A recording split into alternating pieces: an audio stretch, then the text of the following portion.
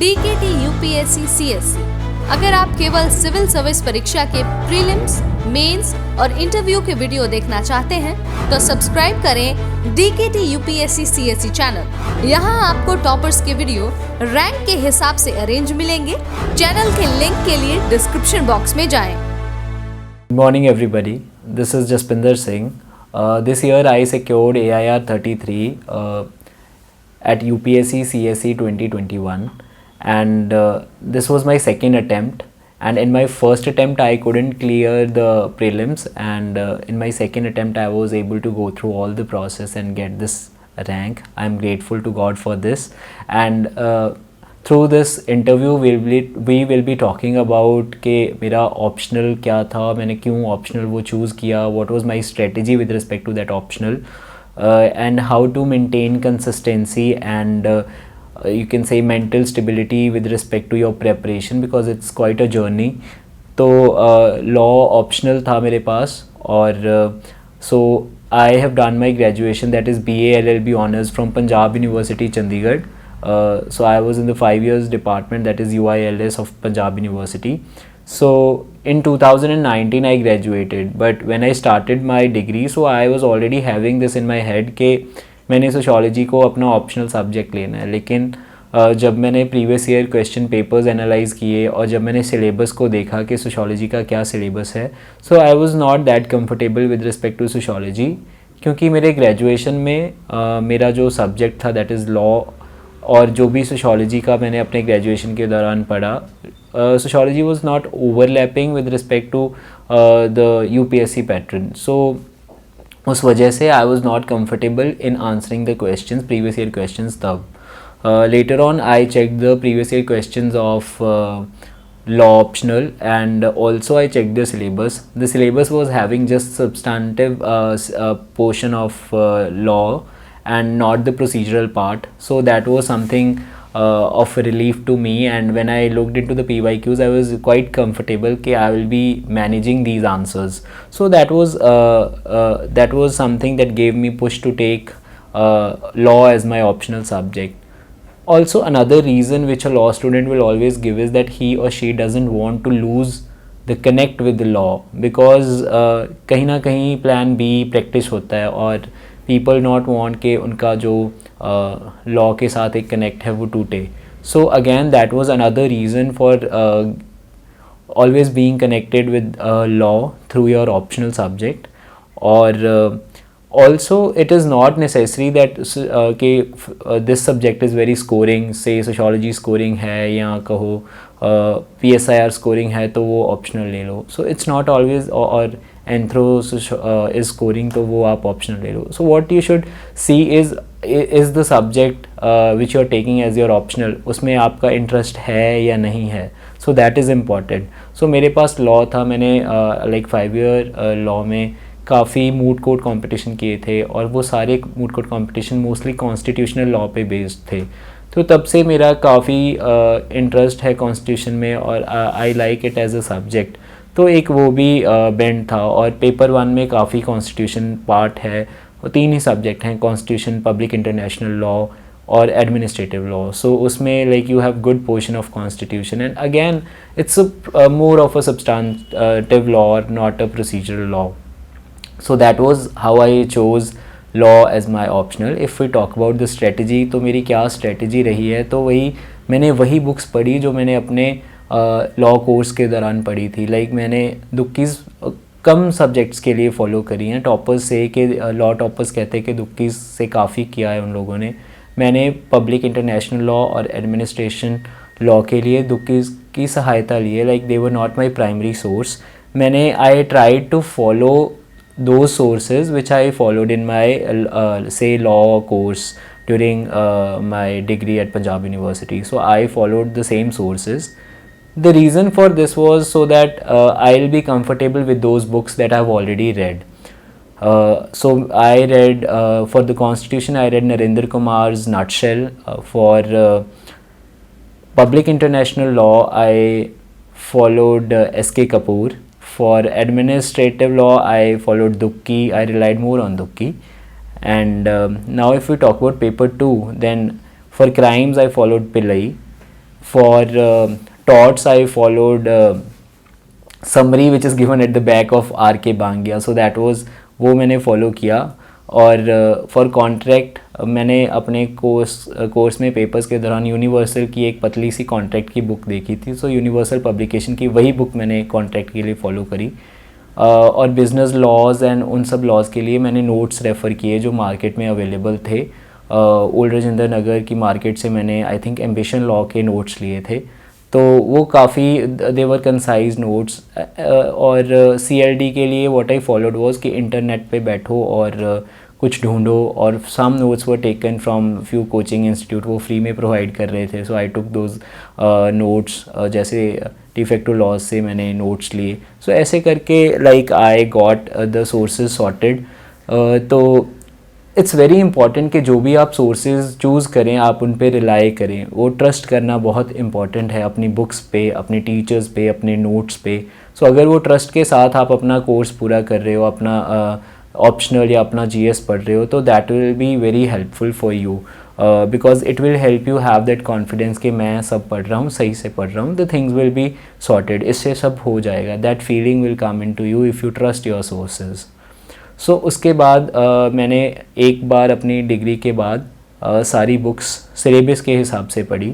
फिर वो PYQs देखता था. After having the reading of the books में देखता था जो PYQs वाली बुक है उसमें जो उस टॉपिक के क्वेश्चंस है क्या मैं कंफर्टेबल हूँ उनको आंसर करने में. सो वो मेरे लिए एक प्रैक्टिस रहती थी. Like it became part of me कि कोई भी टॉपिक पढ़ता था तो मैं PYQs देखता था. और फिर ये देखता था कि जो मैंने सोर्स से पढ़ा है वो उसमें वो सफिशेंट है आंसर लिखने के लिए. सो तब मैं आगे बढ़ता था उस सब्जेक्ट से. और ऐसे करके मैंने एक रीडिंग पूरी कर ली थी अपने लॉ कोर्स के बाद. उसके बाद मेरी जो सेकंड रीडिंग थी वो मैंने टेस्ट सीरीज़ लगाई पहले बार. एम्बिशन लॉ इंस्टीट्यूट की पहले मैंने टेस्ट सीरीज़ लगाई. तो तब मैंने फॉर एवरी सेक्शनल टेस्ट 8 दिन देता था मैं अपने आप को. उन 8 दिनों में मैं शॉर्ट नोट्स भी बनाता था, रिवाइज़ भी करता था और फिर उन शॉर्ट नोट्स को भी रिवाइज़ करता था. So then I use to give the paper. तो फिर ऐसे करके आई completed my second revision and started making short notes. उसके बाद जब मेरा पहला प्री हुआ so I was on the border line. So मैंने सोचा कि लाइक हो सकता है कि इस बार पेपर क्लियर हो जाए. तो मैंने तब भी एक टेस्ट सीरीज़ ज्वाइन कर ली. मैंने लॉ एक्सपर्ट MV की फिर टेस्ट सीरीज़ ज्वाइन की और मैंने उनके वो सारे पेपर वेरी डिलीजेंटली मैं मॉक पेपर देता था. और बिफोर एवरी मॉक पेपर मैं उसको सिलेबस के हिसाब से अपने शॉर्ट नोट से रिवाइज़ करता था. और few things I use to follow from books और अपने शॉर्ट नोट्स को और कॉम्प्रिहेंसिव बनाने की कोशिश करता था. तब तक जयदेव रिज़ल्ट भी आ चुका था और आई गॉट टू नो कि जयदेव सर के नोट्स अपलोडेड हैं. तो मैंने उनके जो रिवीजन नोट्स थे वो देखे और अपने रिवीजन नोट्स से मैच किए. Some things I took from his notes which were lacking in my notes. So ऐसे करके मैंने अपने नोट्स को काफ़ी कॉम्प्रिहेंसिव बना लिया था. So when during my actual preparation for this mains, that is after my second prelims, बहुत कम पढ़ा होगा लाइक बुक से, लाइक वेरी फ्यू थिंग्स जो मेरे नोट्स में नहीं अच्छे से दी गई थी. लेकिन most of the things like 90% of the work was sorted by my revision notes only. So what I want to say is कि आप अपने जो रिवीजन नोट्स हैं उनको बहुत कॉम्प्रिहेंसिव बनाइए, अपने तरीके से बनाइए. जैसे मैं अगर नोट्स कल को अपलोड कर दूँ तो आप उनको प्राइमरी सोर्स मत बनाइए, उनसे जस्ट ये मदद लीजिए कि ये कैसे क्या किया है, राइट. अदरवाइज़ जो भी अपने हिसाब से अपने रिवीजन नोट्स बनाइए, that will be sorting your purpose that you will be able to revise them easily, क्योंकि वो आपके हिसाब से बने होंगे. So that is with respect to law optional. और लॉ ऑप्शनल में एक बात रहती है कि पीपल फील के उनके मार्क्स शायद ज़्यादा नहीं आएंगे बिकॉज इतना स्कोरिंग नहीं है subject. So I really want to tell कि इस बार मैंने पेपर जस्ट पूरा ही किया था. लाइक जो पिछला 75 मार्क्स का जो पेपर था वो मुझसे अच्छे से मैनेज नहीं हुआ. I just completed it. I dent give my 100% in that paper, right. तो जब सब ये हो रहा था तो मैं इसके बावजूद मेरे 273 मार्क्स हैं, 136 from paper 1, 137 from paper 2. So all I want to say is that if you manage your paper well, you can cross 290 as well. मेरा पेपर इतने अच्छे से मैनेज नहीं कर पाया, so maybe that is the reason that I got 273. अगर आप लोग पेपर को पढ़ के और उसको टाइम वाइज उसको अच्छे से मैनेज कर लेते हो और अपना full 100% each and every question को देते हो, तो you can easily gate 290 plus. It's all about managing your paper after one point of time when you're done with a good amount of revision. So that is with respect to preparation of law optional. And now I want to talk about what is overlap between GS papers and law optional. So there also it is going, law optional helped me because in my GS2 I secured 123 marks, and kahin na kahin it was law optional that helped me. Polity portion of GS2 I haven't done separately except for few topics like constitutional and non-constitutional bodies और comparison of the constitutions of the world. बस ये कुछ topics थे जो मैंने polity के लिए अलग से पढ़े. बाकी सारा मैंने जो भी अपने लॉ ऑप्शनल में पढ़ा वही मैंने रेप्लिकेट, बस वही पढ़ा और उसके बेस पे ही अपने GS2 के आंसर्स लिखे हैं. But it's very like important to understand that how you write your answers, because it's not that you are going to write your law optional के answer hoo-bahu in your GS2 के answers. In your GS2 you need to be very specific with respect to what is asked in the question. You need to be very specific that कहाँ से पूछा गया, what is the current affair that the examiner is trying to touch in this paper. So in GS2 वो general answer होगा और law आपको brownie points देगा. For example आप कॉन्स्टिट्यूशन के आर्टिकल्स कोट करोगे, आप केस लॉज कोट करोगे, आप जजेस ने क्या कहा, कोई थिंकर्स ज्यूरिस्प्रूडेंस के कौन से थिंकर्स, फॉर एग्जांपल रॉल्स क्या कहते हैं जस्टिस के बारे में. सो ऐसी कुछ बातें that you will be writing in your GS2 के papers from the basis of your knowledge of law. So ऐसा that can be done. So this is very important कि आप ब्राउनी पॉइंट्स लॉ से लेके GS2 में लिखो. Not only in GS2, even in GS1 when you quote certain laws with respect to weaker sections और से women और से सोसाइटी, तो भी आपको लाइक एक आधा मार्क्स ज़्यादा मिलेगा. So what I want to say is that your law optional is going to help you in GS1 though minutely, but yes, in GS1 as well. In GS1 I secured 112 marks. So again, maybe something from law optional was used there, but it was more of when the problem is asked, you in the solutions you quote the laws very confidently. So वो वहाँ मदद मिलती है उस चीज़ की. और even in your ethics you can quote few laws. So ऐसे करके काफ़ी overlap रहता है, लेकिन ज़्यादा overlap GS2 के साथ है. तो GS2 was sorted constitution करके for the law optional. और if we talk about this overlap, तो I would say one must be very sure about having distinction के law के answers कैसे लिखने. law के answers वैसे लिखने जैसे हम अपने ग्रेजुएशन के दौरान लिखते थे, राइट.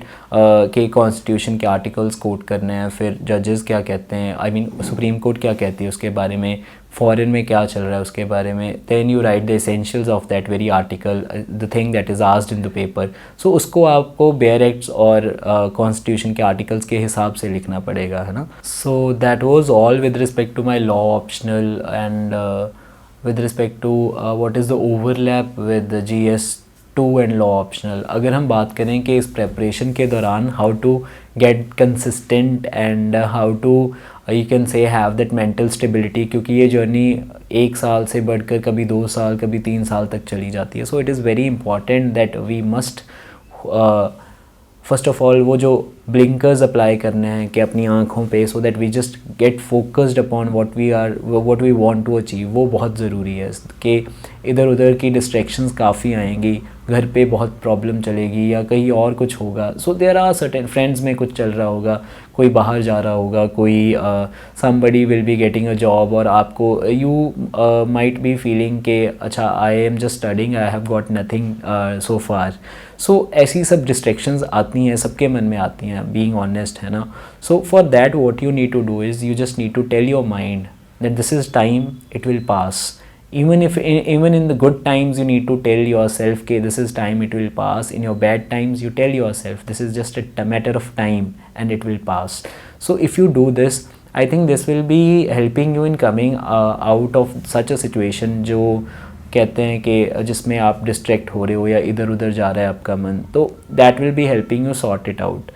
और अगर मेंटल स्टेबिलिटी की बात करें तो इट इज़ वेरी इंपॉर्टेंट कि आप फिज़िकली भी फिट रहो, और मेंटली अगर आप फोकस्ड रहना चाहते हो तो मेडिटेट करो। अपना जो भी आप अपना हॉबी है कोई, like you must follow that hobby. For example I use to do bhangra for like in every 2-3 days मैं कुछ ऐसा करता था, so that my mind should get that food right, so वो खुश हो जाए। और daily I use to talk to my parents, 1 आधे घंटे के लिए I use to sit in front of them and just talk constantly.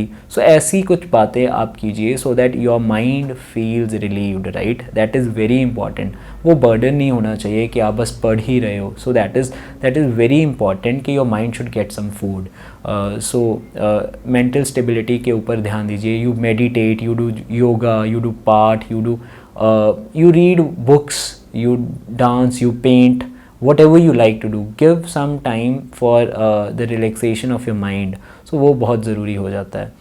और अगर कंसिस्टेंसी की बात करें, so for me how I kept my consistency on was कि एक बार तो सब पढ़ लेते, उसके बाद रिवाइज भी एक बार सब कर लेते, उसके बाद की कंसिस्टेंसी थोड़ी डिफ़िकल्ट हो जाती है। For that I believe test series they have helped me, क्योंकि checking yourself and improving yourself, that is very important. अगर आप अपना कंपटीशन खुद हो, for example today you are getting 90 marks in your prelims, कल को आपको 92 आ रहे हैं और फिर आपके 89 आ गए, तो अगर आप ये सब देख रहे हो अपना right, so you must keep on improving के हाँ this sense of having improvement will help you to be more consistent. तो अगर आप कंसिस्टेंट रहोगे इस बात पे, तो you will be able to achieve better things with respect to this very goal of yours. So consistent रहने के लिए even in mains or even for law optional you need to follow test series. वो आप test series जब join करते हो, फिर आप अपने आप को टेस्ट करते हो, फिर वो एनालाइज करते हो कि कहाँ गड़बड़ है, where I need to improve, फिर वो आपकी कुछ वीकनेस वाले एरियाज़ आपको पता चलते हैं, फिर आप वहाँ इम्प्रूव करते हो। So that is I think one of the aspect of being consistent. तो ऐसे करके keeping your mind stable and giving more test and giving food to your mind, like doing of your heart for at least half an hour और 1 hour, so वो आपके मन को वो it will be helping you to sort the things out, so that will become very important through out the journey, because otherwise this journey gets very monotonous. You feel like not reaching somewhere during this journey. So ऐसा कुछ अगर feel हो रहा है तो बस आप अपने मन को ये बताइए कि ये समय है, ये बीत जाएगा. Even something good, even something bad. So दोनों के दौरान आपने ये बताना है अपने मन को. I think that would be all. And I wish all the aspirants good luck for their journey, for their goals that they want to achieve.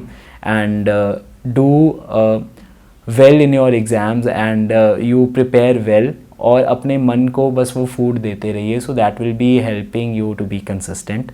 And again I would like to thank DKT platform for giving me this opportunity to share with you guys my strategy of law optional and other certain experiences of mine. I really thank them for their initiative.